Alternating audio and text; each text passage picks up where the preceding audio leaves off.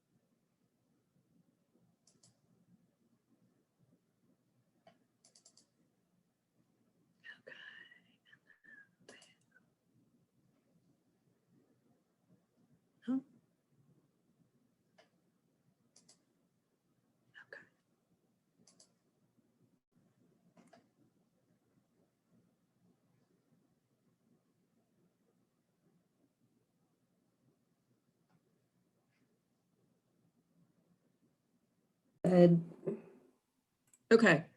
I don't usually use a waiting room. So Yeah, Hannah must have set it up that way. yeah.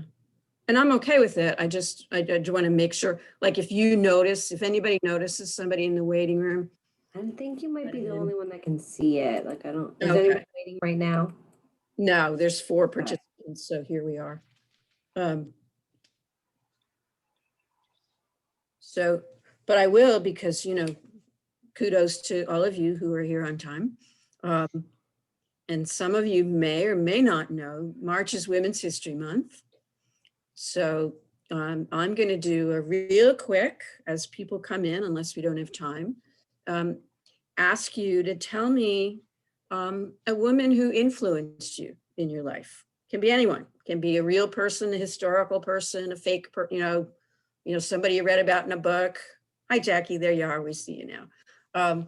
Could be, a movie star, a politician, your next door neighbor, your grandmother. So can you think for a second about who would be a woman in your life who influenced you?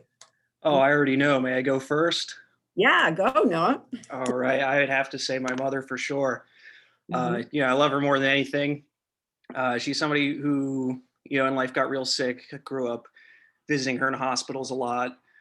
Just all the, procedures she got, things she went through everything. She was still just the most positive person on the planet. That's cool. It was very inspirational. She influenced a lot in terms of my perspective.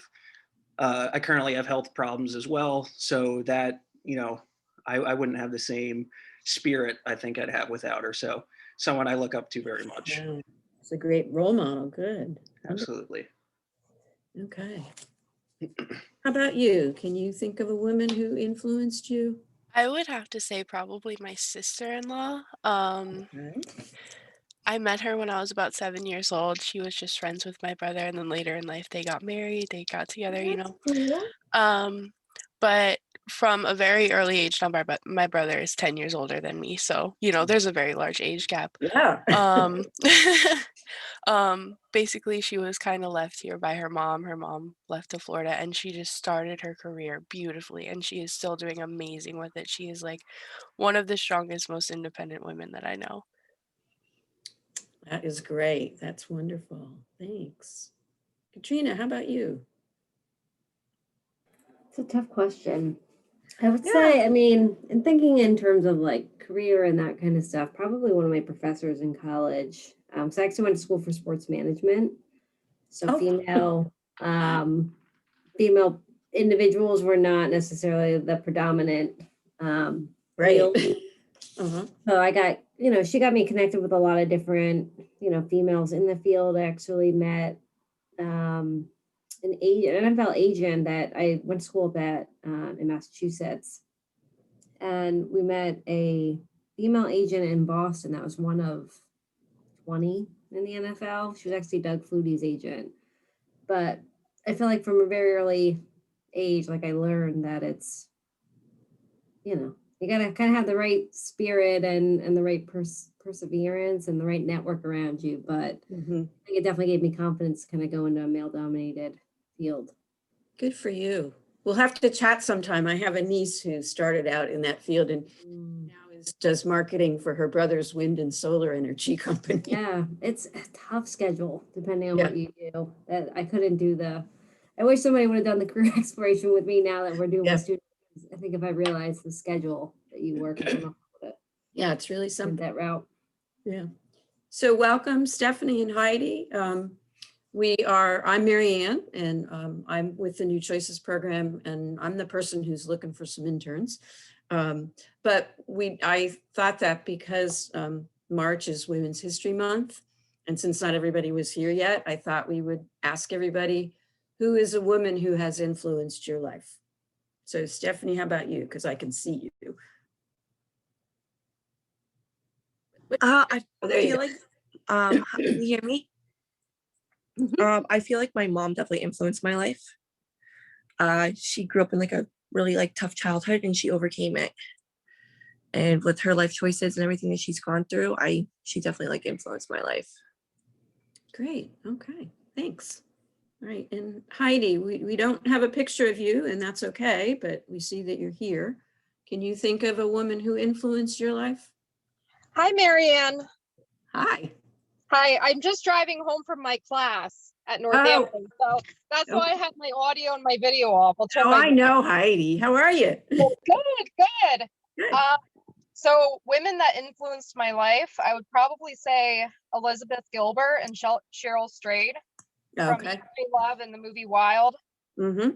I think that Elizabeth Gilbert opened up my mind to different cultures, traveling, and it kind of led me to where I am today, meeting my husband, being exposed to different backgrounds, and it led to a desire to wanting to help people. Good for you. Okay. Well, I'll take my turn, and then if we'll have other people join us if they join us. I will say usually, I have a lot of choice, which is wonderful. I had a lot of good female influences in my life, but one of my best friends passed away 9 years ago, and she was kind of like Noah, the person with the most generous spirit I have ever known. And, I grew up, my parents were fine. They weren't beating me or anything. They weren't terribly, emotionally there, and very nice people, but just, her family was like 180 degrees opposite. They took me in, they welcomed me, they taught me actually how to know my emotions and be part of a big family and enjoy big dinners together that weren't just sit down, eat your dinner, do the dishes, and do the next thing. So that I always appreciate that. And she was also a very spiritual person, and just kind of lived her life. And she worked with children. She worked for Head Start. She actually worked with the parents of children. So she was a very giving soul, and kind of always is someone that I think about all the time. Okay, how might she handle this situation? And, this mom is in trouble, and, what can we do to make it work for her?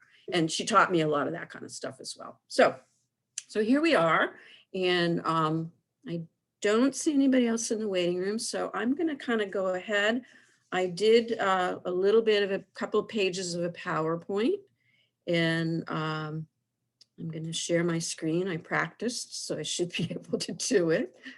There it is. Okay. And I really wanted to, I know Heidi knows a little bit about New Choices, but I don't know, how about Noah or Jacqueline or Stephanie? Are any of you familiar with the New Choices program? Not entirely. I know, from what I understand from the email, it's to Okay. help dislocated workers and Okay. reentry homemakers and all that. Okay. I understand the concept. Okay. Is it a program that's been established for a while, or is this new? Yeah, no, it's been here since 1980. Oh, wow.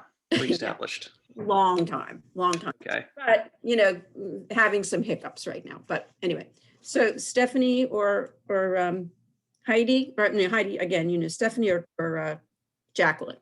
You have any? No, I never heard of this. Okay, that's fine. I have not either. Okay. All right. So here's the thing. The New Choices program was started at Northampton in 1980. And the idea was that for the most part, now, you guys, don't remember 1980, but you may have parents or aunts or moms or, people in your family or people, you knew who were, who were in a population of people who, because they had lost their source of economic support. Now, a lot of times that was because their spouse died, their spouse left, they were separated. We also included single parents who had never been married. And, so it sort of became this catch-all term that's, sort of not very complimentary. And I didn't even put it on here because it isn't. The title that we used at the time was displaced homemaker. So as somebody who had stayed home to support their families, mostly did like the work at home. And if you are aware of what was happening in the 80s, it wasn't uncommon in those days for women to stay home and not be in the workforce. If they worked, very often it was, to make some money for vacation or for holidays, but, a one salary, one spouse's salary tended to be enough to raise a family. So what happened then was if they got separated or divorced or widowed and, didn't have any kind of settlement, which happens way more often than we'd like to think and still happens today. These women were often, and I'm using the female gender term right now, but we do include men as well in under certain circumstances.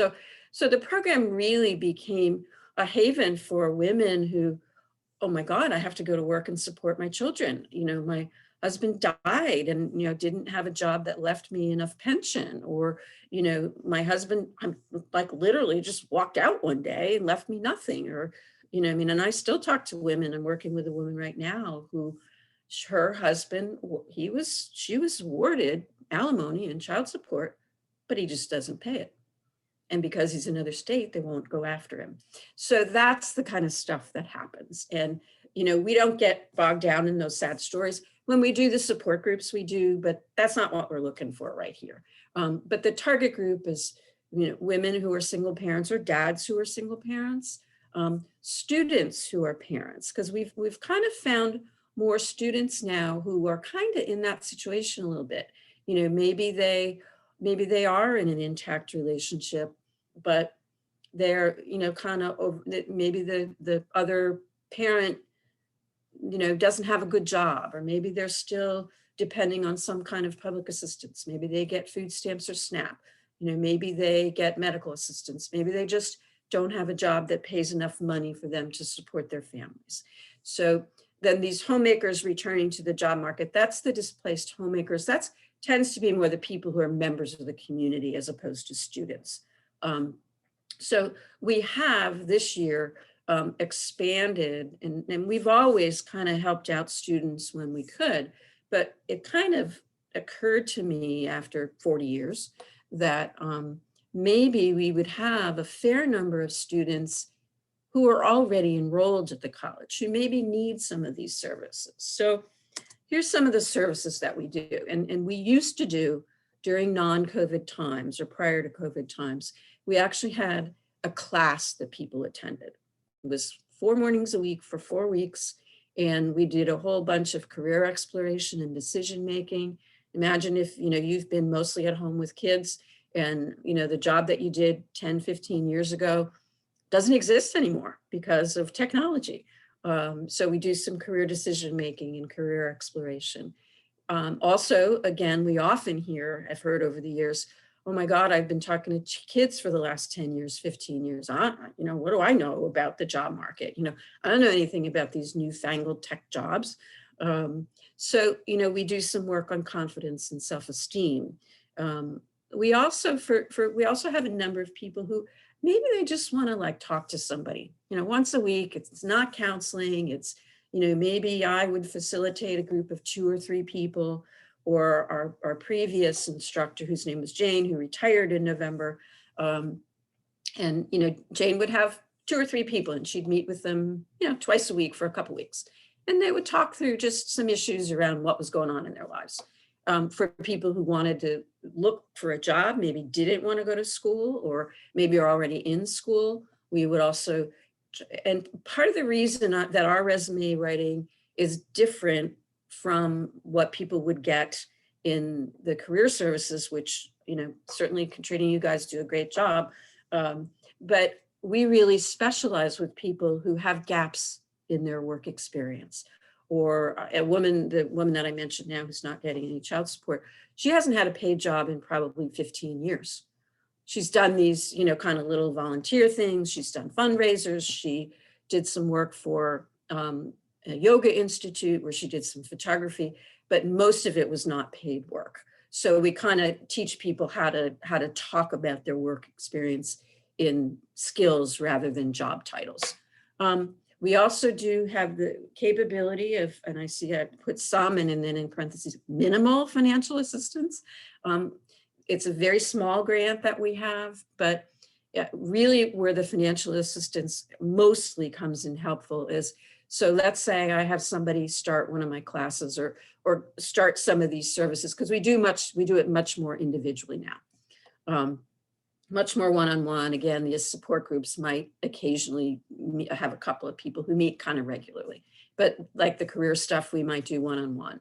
The resume writing, we do almost always one-on-one.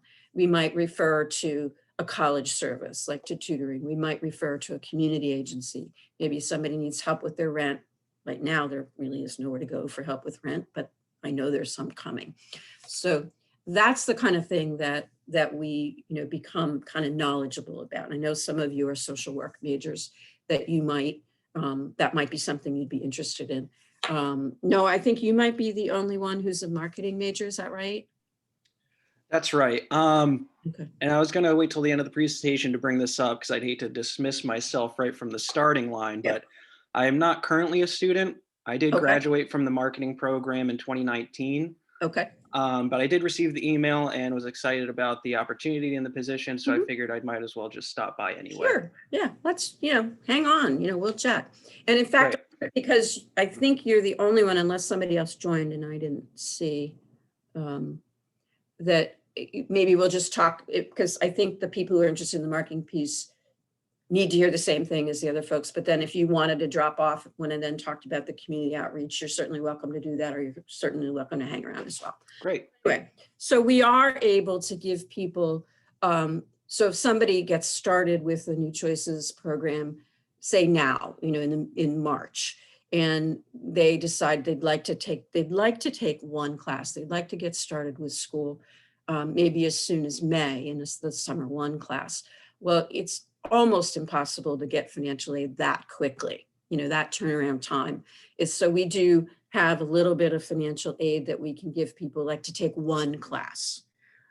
So, that's one of the benefits of having a grant to do this. So if those are some of the things that we provide. So here's the 2 different internships that we're talking about. One is kind of a micro internship, and that's the marketing. And, and I will, if you can see behind me, I don't know which way, I have my screen on there. So when we get back, my limit at marketing is a sign that's right behind me now that says New Choices. I'm not very good at it. So I'm really hoping that I can find someone who could help me maybe doing some marketing, in social media or other platforms that students might relate to. Maybe there's things that I'm not thinking about. I taught college success a couple of years ago. I never figured out how to use Blackboard. I know that's out there and I know that it has some potential. So that's really what I need help with. It's really a project-based, that's why we call it micro internship.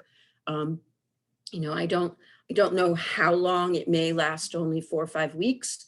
Once we sort of identify some students. This grant goes until the end of June. So at this point, this would have to end by the end of June anyway. So that's the micro internship. And then the student and community outreach internship would be so for instance, since Jane retired, I'm answering all the phone calls. Sometimes I don't have time because the main part of my job is Spartan Aid, which I can talk about another time. but I'm only in this grant for 4 hours a week. So I don't have a whole lot of time to, if I get 3 phone calls in one day, which is unusual, but sometimes I do, that's my entire 4 hours. So it would be responding to requests for information. That might be through an email. It might be, if we got, a micro and a marketing internship and we started getting, 10 calls a week, somebody to respond to that, talk to them about the program, try to probe a little bit about what they find they might need. Again, it might be a student, it might be a community member. And then maybe return some calls. For the social work students, you might even be interested in presenting some of those topics that I talked about. Maybe as students, you might be interested in talking about what it's like being back in school. You might talk about, I know Heidi a little bit, maybe she'd be willing to share her story like she did a little bit earlier. I don't know, Stephanie or Jackie, what your stories are around, your return to school, maybe your traditional age students, that doesn't matter. The issue is that, would you be able to sort of share your story or talk about what it's like to be back in school? Because one of the things that I found, particularly if we would have people in one of our programs who were first generation college, like they honestly, don't know what a college degree is. They don't know how you accumulate credits. They don't understand necessarily. So sometimes you have to get pretty basic. And then it's always about respecting that not everybody knows this stuff. Because, we all talk pretty easily off the top of our heads about being in college. For people who have no experience in college, that's kind of tough. Or you might have someone who just wants a job and you refer them to career services or to me or to someone else, and that's fine. And then we like to do some follow-up. So like right now, I'm trying to follow up with some of the folks that Jane started with last spring, but trying to follow up with them, and I don't really know them. So I kind of have to introduce myself all over again, but they know New Choices at least. So that's kind of what we would be looking for. If anybody is particularly handy at like newsletters or something like that, we would love that. So the skills that would be needed in the market, social media applications, a sense of design that would be attractive to people, and understanding the needs of homemakers, single and student parents. Same thing with the community and student outreach, certainly would need to understand those needs. Good listeners, have lots of empathy.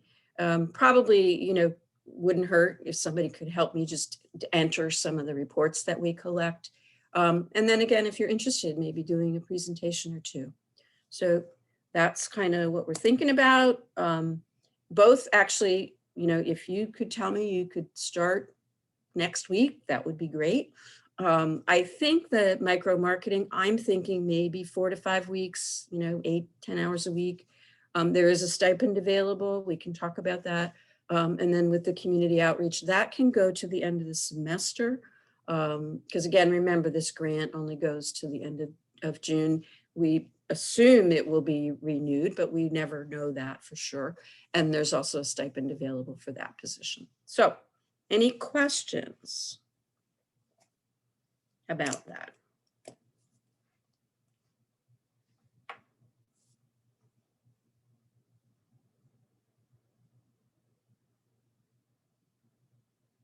No.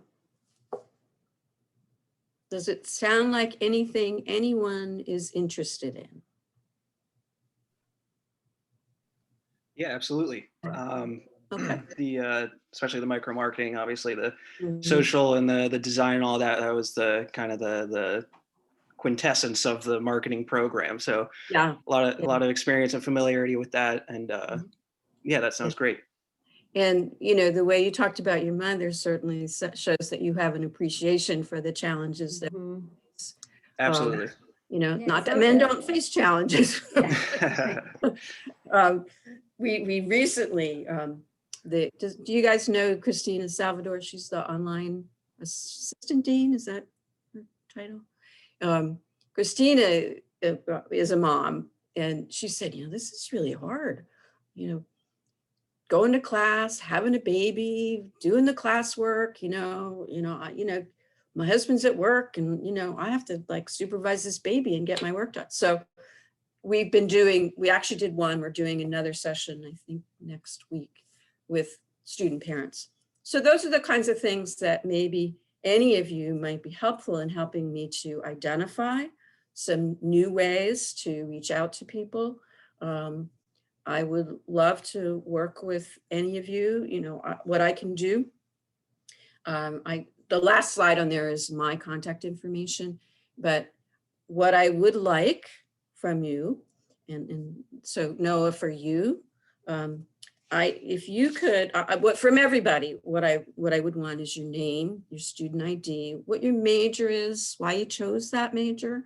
And for Noah, maybe a paragraph or two, maybe a page, not more than a page, of how you think social media impacts students in good ways and not good ways. And then for the folks interested in the more social work kind of internship, same thing, name, student ID, your major, why you chose that major, and a statement, again, not more than a page, of what has education meant to you?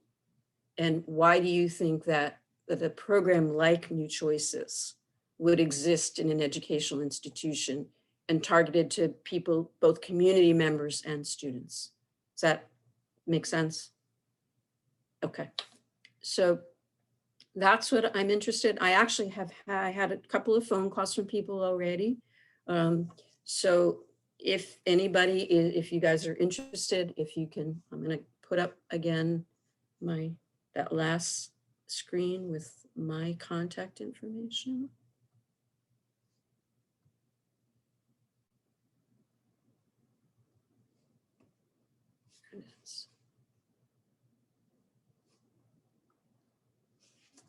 There. Okay. That number is my direct number. It rings here in my office when I'm at home. And it does ring on my laptop. It doesn't always answer for some reason. I don't know. So if you do get through to that number, to the 861-4555, you get through to that number and I don't answer, and it seems like I'm trying to answer, just leave a message and I will always call you back. So. And those paragraphs, you'd like to receive those through this email here? Yes. Okay, great. And I actually have another question about the position here. Is there any crossover between the micro marketing and sort of the social work? Is there, I find it'd be beneficial, if the social workers are communicating directly with the people reaching out to the program, that'd be, good information to have for marketing. Sure. In those terms. Sure. Yeah, I'm open to, I mean, I would love, I come in 2 days a week. I'm here Mondays and Thursdays. And I'm more than happy to, schedule a time for us to meet, if it's only 2 or 3 people, meet in a room where we could be socially distanced, where that could happen, where we could have the social work outreach kind of folks and the marketing person in the same room, and having some conversations, because you're right, absolutely. I do know that about marketing. So Jackie or Stephanie or Heidi, any questions? I just have a question.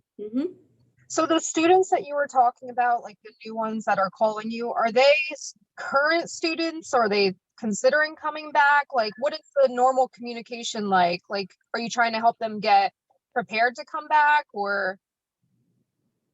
At the risk of sounding like a smart aleck, yes. So here's what happens. Yesterday, this is a good example because I very often get referrals from staff. So yesterday, I got an email from someone in the financial aid office who's a single parent who is behind in her bills. And so, like pretty much everybody on campus knows, I'm the person that you call when people have a hard time with their bills. So between Spartan Aid and scholarships and some of the New Choices funds, I can sometimes either find some funding for people or make a referral, which is, kind of what we do. So, but this student what is due a refund, which are coming on March the 12th, for those of you who are getting a refund. But she needs it like now. And her reason is absolutely legitimate. So that's an instance where if a faculty member or a staff member, very often it's faculty members referring people to me who need a book.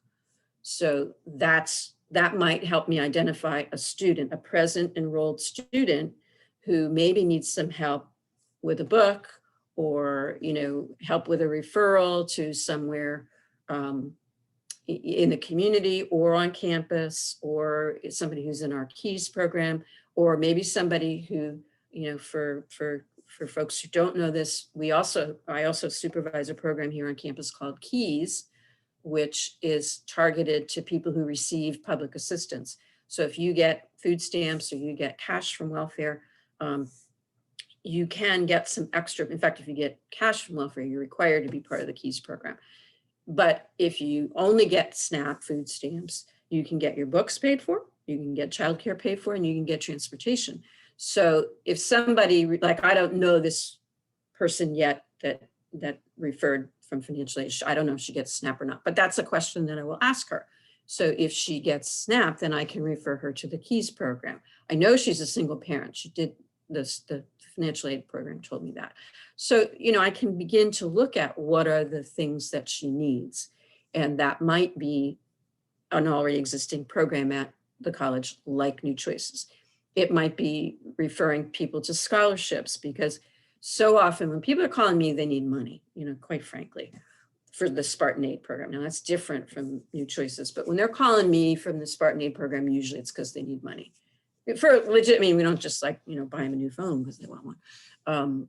Usually it's because they can't pay a bill. That tends to be what it is. So, you know, I'll look at resources for them. So if somebody has a housing issue, they can't pay their bill, or they're concerned about being evicted, you know, we're going to help them look to the community for help paying their rent. We're going to look to the community, like if it's a single parent with a child, we'll look into one of the shelters in the area to see if there's any space, because I have some connections of those as well. I've been doing this, as I said, a long time. So, but it might also be somebody who's just a very good student who is kind of, you know, can't pay next month's, owes a balance from last semester. Sometimes we can get them into a scholarship that the college offers. So I'll send them to, it used to be Patrick, it's now, what's her name, Katrina? There's a new scholarship person, I forgot her. She's that new. Oh, Gina, that's it. Thank you.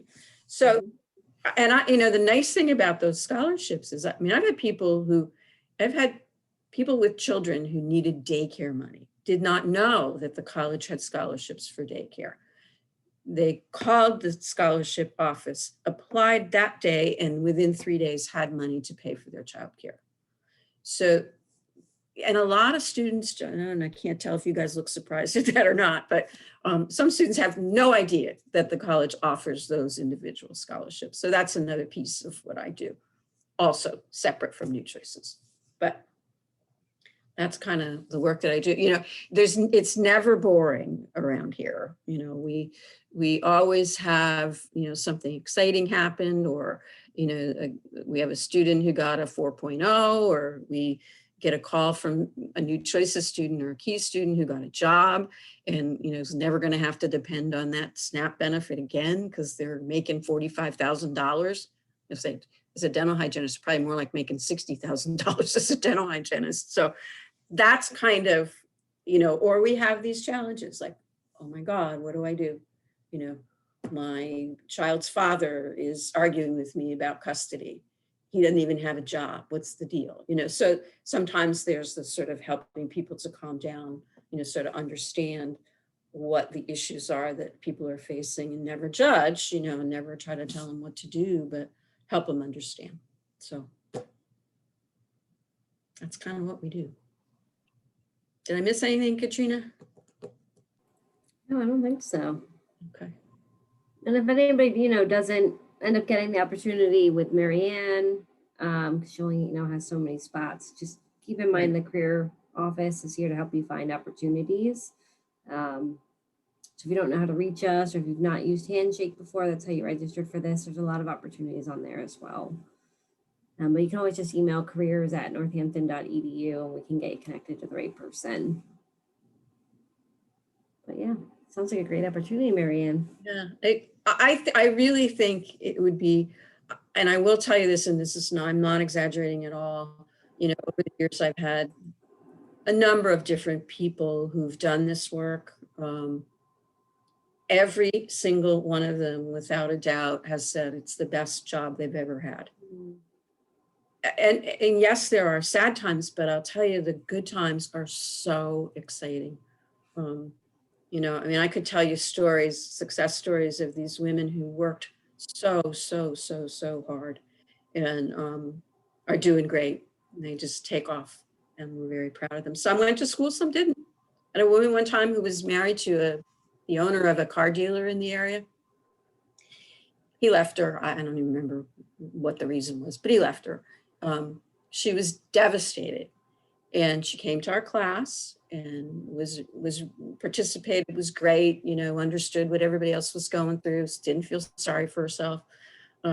She went out and this was so interesting. She went out and got a job working for Keystone Miller Blood Center, arranging all the blood donations. So, and that was like enough for her to support herself. I think she only had 1 or 2 kids. So, you know, that was enough for her that she didn't have to, you know, worry if sometime he just skipped out on the child support. So it's, you know, and I'm also very proud that almost every single commencement ceremony, the president features one of our people in his talk. So that's also very cool. That was cool. Okay. All right. Well, that's all I got, folks. I'm happy to answer any questions. If you have my phone number, I'm here this afternoon. I have a meeting from 3 to 4, but I'll be around. You have my email. Does anybody need the email again? I'll just put it out there. Okay. Thank you all. Enjoyed meeting you and hearing your stories of the people who inspire you. And if I'm good. Call me, let me know if you have any friends who might be interested in new choices because they, you know, kind of are stuck or are a single parent. Give them my name, or if you are interested, email me, call me and let me know. Okay. Thanks, everybody. Thank you. See ya. Enjoy the rest of your day. Thank Have a good you. weekend. Bye-bye.